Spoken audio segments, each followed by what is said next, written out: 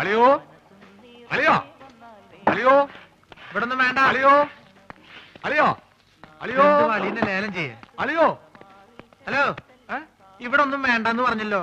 നിങ്ങൾക്ക് എന്തെങ്കിലും കഴിക്കണം എന്നുണ്ടെങ്കിലേ ദേ ഇവിടെ ഇരിക്കാം. ഇവിടെ ഇരുന്ന് പറഞ്ഞാ മതി. എന്താ വേണ്ടേ? പുതിയ ജോലിക്കാരനായിരിക്കും. ഞാൻ രാഘവൻ. ഈ കടയുടെ മുതലാളി കൊച്ചുനാരായണൻ എന്റെ അളിയനാണ്. എന്ന് വെച്ചാൽ അങ്ങേരുടെ ഭാര്യ എന്റെ പെങ്ങള്. അങ്ങനെയാണെങ്കിൽ എന്റെ അളിയനാവൂല്ലോ.